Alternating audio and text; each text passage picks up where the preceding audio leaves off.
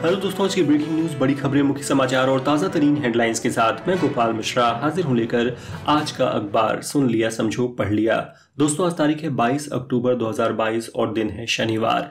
आज की latest news updates में हम जानेंगे उत्तराखंड के दौरे पर पीएम मोदी किए श्री केदारनाथ और श्री बद्रीनाथ के दर्शन। दूसरी तिमाही में 13,656 करोड़ रुपए रहा रिलायंस इंडस्ट्रीज का net profit. T20 world cup में ग्रुप 1 और ग्रुप 2 की तस्वीर हुई साफ। सलमान खान हुए डेंगू से पीड़ित और ऐसी तमाम बड़ी खबरों पर डालेंगे नजर। तो चलिए फटाफट शुरुआत करते हैं आज के रोचक तथ्य के साथ।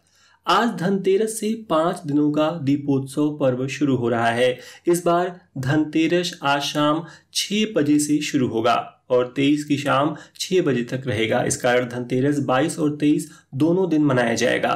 22 की शाम में धन्वंतरी पूजा और यम दीपदान के लिए एक एक मुहूर्त रहेंगे और खरीदारी के लिए पूरा दिन शुभ रहेगा। इस दिन त्रिपुष्कर योग बन रहा है। मान्यता है कि इस योग में किए गए कामों का 3 गुना फल मिलता है। अब सुनते हैं देश दुनिया राजनीति की सभी बड़ी खबरें। प्रधानमंत्री नरेंद्र मोदी ने कल उत्तराखंड का दौरा किया। मोदी सुबह करीब 8:30 बजे केदारनाथ मंदिर पहुंचे। यहां उन्होंने एक विशेष परिधान चोला डोरा पहनकर पूजा अर्चना की। इसके बाद पीएम ने आदि गुरु शंकराचार्य की समाधि स्थल पर दर्शन किए। फिर उन्होंने गौरी कुंड को केदारनाथ और गोविंद घाट को हेमकुंड साहिब से जोड़ने वाली 2 नई रोपवे समेत कई परियोजनाओं का शिलान्यास किया। इसके बाद वे बद्रीनाथ पहुंचे और करीब 30 मिनट तक दर्शन किए। अंत में वे भारत चीन सीमा पर पड़ने वाले आखिरी गांव माड़ा का दौरा करने गए। कहा, अब से हर सीमावर्ती गांव को आखिरी नहीं, पहला गांव माना जाएगा। दोस्तों, आज का अखबार को अधिक से अधिक लोगों तक पहुंचाने में कृपया मेरी मदद करें और इस पॉडकास्ट को अपने व्हाट्सएप ग्रुप्स व अन्य सोशल मीडिया प्लेटफॉर्म्स पर जरूर शेयर करें। साथ ही यदि आपने अभी तक इस चैनल को सब्सक्राइब नहीं किया हो तो फौरन सब्सक्राइब कर बेल आइकन पर टैप कर दें। तो चलिए बढ़ते हैं अगली खबर की तरफ। अरुणाचल प्रदेश के सियांग जिले में मिलिट्री हेलीकॉप्टर रुद्र शुक्रवार को क्रैश हो गया। हादसा टूटिंग हेडक्वार्टर से 25 किलोमीटर दूर सिंगिंग गांव के पास हुआ। जहां यह हादसा हुआ वो एरिया सड़क मार्ग से कनेक्टेड नहीं है। क्रैश में मारे गए लोगों में से 4 के शव मिल चुके थे। 5वें की तलाश जारी है। हिमाचल प्रदेश विधानसभा चुनाव के लिए भाजपा ने पीएम मोदी, भाजपा अध्यक्ष जेपी नड्डा, केंद्रीय मंत्री अमित शाह, राजनाथ सिंह, स्मृति ईरानी, ज्योतिरादित्य सिंधिया सहित 40 नेताओं को स्टार प्रचारक बनाया है। भाजपा हाईकमान ने शुक्रवार को पार्टी के स्टार प्रचारकों की सूची जारी की है। नफरती बयानों यानी हेट स्पीच को लेकर सुप्रीम कोर्ट ने शुक्रवार को तल्ख टिप्पणी की है। जस्टिस KM जोसेफ ने कहा, यह 21वीं सदी है। हम धर्म के नाम पर कहां आ पहुंचे हैं। हमें एक धर्मनिरपेक्ष और सहिष्णु समाज होना चाहिए, लेकिन आज घृणा का माहौल है। PDP अध्यक्ष महबूबा मुफ्ती को सरकारी बंगला खाली करने का नोटिस दिया गया है। जम्मू कश्मीर की पूर्व मुख्यमंत्री ने कहा, यह कोई हैरानी की बात नहीं है। हालांकि रिपोर्ट में यह भी कहा जा रहा है कि उन्हें रहने के लिए एक वैकल्पिक बंगला दिया जा सकता है। पंजाब सरकार ने राज्य में कर्मचारियों के लिए पुरानी पेंशन स्कीम बहाल कर दी है। शुक्रवार को कैबिनेट की मीटिंग में इस पर मुहर लगा दी गई। कर्मचारियों को DA में 6% बढ़ोतरी को भी मंजूरी दी गई है। राष्ट्रवादी कांग्रेस पार्टी के नेता और महाराष्ट्र के पूर्व गृह मंत्री अनिल देशमुख की जमानत याचिका CBI कोर्ट ने खारिज कर दी है। वहीं शिवसेना सांसद संजय राउत की भी जमानत याचिका पर सुनवाई टल गई है। पिछले दिनों NCP नेता नवाब मलिक की जमानत अर्जी भी खारिज हुई थी। यानी इन तीनों की दिवाली अब जेल में ही बीतेगी। मद्रास हाईकोर्ट ने मैरिज सर्टिफिकेट को लेकर एक फैसला सुनाया है। हाईकोर्ट ने कहा कि बिना मैरिज सेरेमनी यानी विवाह समारोह के शादी अमान्य मानी जाएगी। यानी मैरिज सेरेमनी नहीं हुई तो मैरिज रजिस्ट्रेशन और सर्टिफिकेट दोनों का ही महत्व नहीं होगा, उन्हें फर्जी माना जाएगा। दिल्ली में डॉक्टरों के भारी विरोध के बाद एम्स प्रशासन ने सांसदों के इलाज के लिए जारी किया स्टैंडर्ड ऑपरेटिंग प्रोसीजर SOP वापस ले लिया है। SOP में सांसदों के बेहतर इलाज के लिए कई गाइडलाइंस जारी की गई थीं। यूपी में गैर मान्यता प्राप्त मदरसों के सर्वे का काम पूरा हो गया है। 1 महीने 5 दिन तक हुए सर्वे में प्रदेश में करीब 7,500 मदरसे ऐसे मिले हैं जिनकी मान्यता नहीं है। सबसे ज्यादा मुरादाबाद में 585, बस्ती में 350 और मुजफ्फरनगर में 240 मदरसे बिना मान्यता के मिले हैं। मौसम के बदलाव के बीच एनसीआर की रेड जोन में एंट्री हो गई है। फरीदाबाद की हवा 312 AQI के साथ बेहद खराब दर्ज की गई है। वायु मानक एजेंसियों का पूर्वानुमान है कि शनिवार से दिल्ली एनसीआर की हवा और बिगड़ेगी।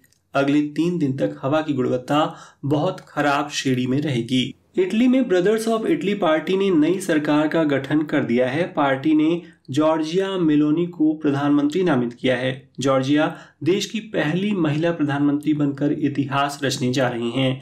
पाकिस्तान को financial action task force FATF से बड़ी राहत मिली है। इंटरनेशनल मॉनिटरिंग एजेंसी ने शुक्रवार को पाकिस्तान को ग्रे लिस्ट से बाहर कर दिया है।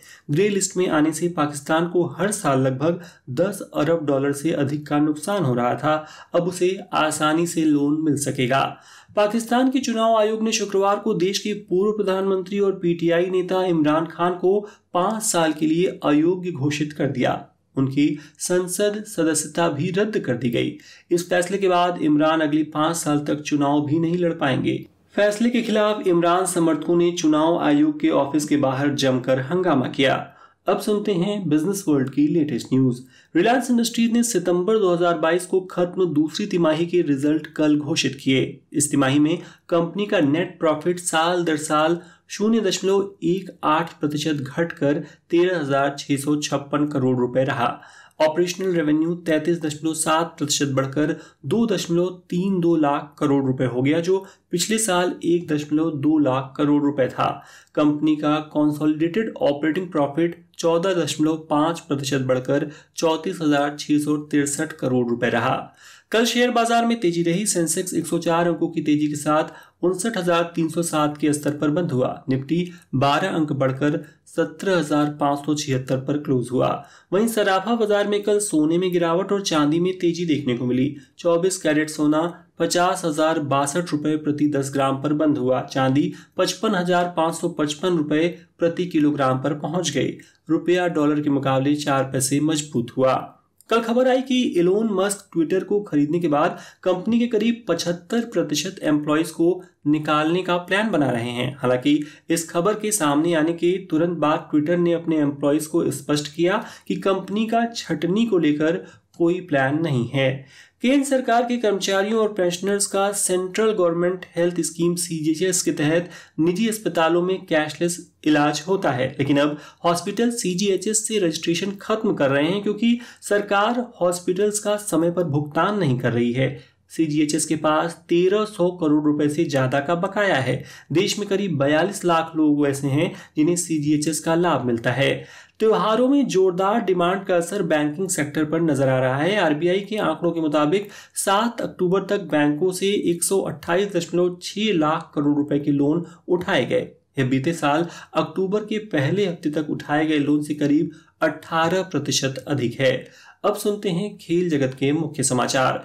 T20 वर्ल्ड कप 2022 के क्वालिफाइंग मैच खत्म हो गए हैं। श्रीलंका, नीदरलैंड, जिम्बाब्वे और आयरलैंड ने सुपर 12 के लिए क्वालिफाई कर लिया है। इस राउंड के मुकाबले 22 अक्टूबर से शुरू हो रहे हैं। ग्रुप 1 में Afghanistan, Australia, England, Ireland, New Zealand और श्रीलंका हैं। ग्रुप 2 में Bangladesh, India, Netherland, Pakistan, South Africa और जिम्बाब्वे हैं। भारत अपना पहला मैच पाकिस्तान के खिलाफ कल 23 अक्टूबर को दोपहर 1:30 बजे से खेलेगा। T20 वर्ल्ड कप 2022 में शुक्रवार को सबसे बड़ा उलटफेर हुआ। 2 बार की world champion West Indies qualifying round में ही टूर्नामेंट से बाहर हो गई।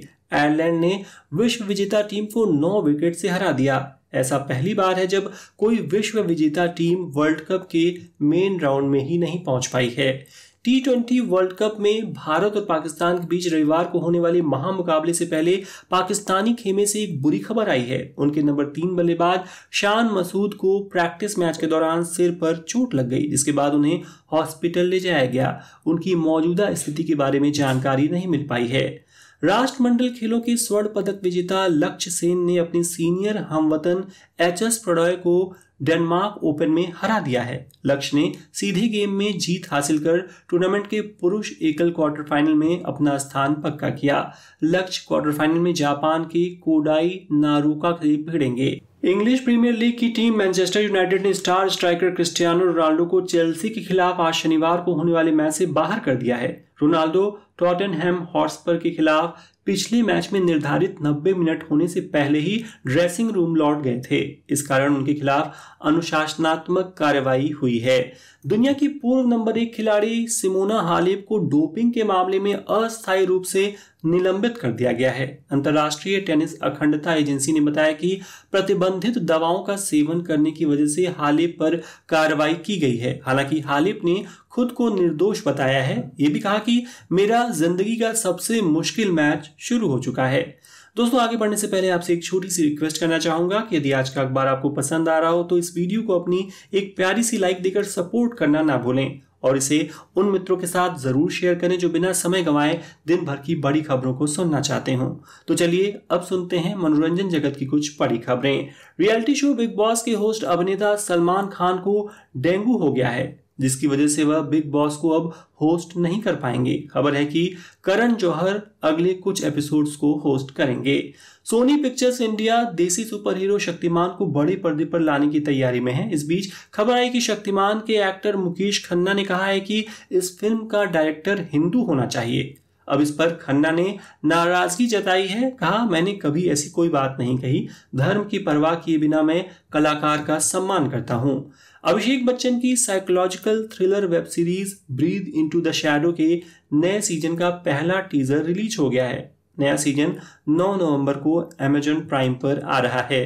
बॉलीवुड एक्ट्रेस अनुष्का शर्मा इन दिनों अपनी अपकमिंग फिल्म चकदा एक्सप्रेस की शूटिंग में बिजी हैं। सेट से अनुष्का का एक फोटो सामने आया है जिसमें वो क्रिकेट के ग्राउंड में शॉर्ट हेयर के साथ हाथों में बैट पकड़े नजर आ रही हैं। हालांकि ट्रॉलर्स उन्हें ट्रॉल कर रहे हैं, कह रहे हैं कि बल्ला उठा लेने से कोई झूलन नहीं बन जाता। और अब आज की रोचक खबर। कई बार लोग मजाक में कहते हैं कि कहीं ऑपरेशन के वक्त डॉक्टर पेट में कैंची ना भूल जाए, लेकिन क्या ऐसा सच में हो सकता है? जी हाँ, केरल के कोझिकोड में 30 साल की महिला के पेट से डॉक्टरों ने एक सर्जिकल कैंची निकाली है।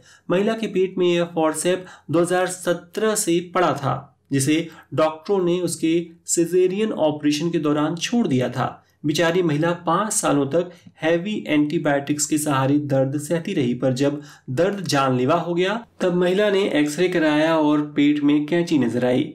तो दोस्तों, ये हो गई आज के प्रमुख समाचार पत्रों में छपी ताजा तरीन खबरें। अब समय है कल पूछे गए प्रश्न का उत्तर देने का। कल मैंने पूछा था साल 2022 में इनमें से कौन भारत का सबसे बड़ा दानवीर बना है? मुकेश अंबानी, शिव नाडर या नंदन नीलेकानी? सही जवाब है शिव नाडर। जिन्होंने भी सही उत्तर दिया उन्हें बधाई। और अब आज का सवाल है कि चोला डोरा क्या है? ए एक परिधान, बी वाद्य यंत्र या सी एक स्थान?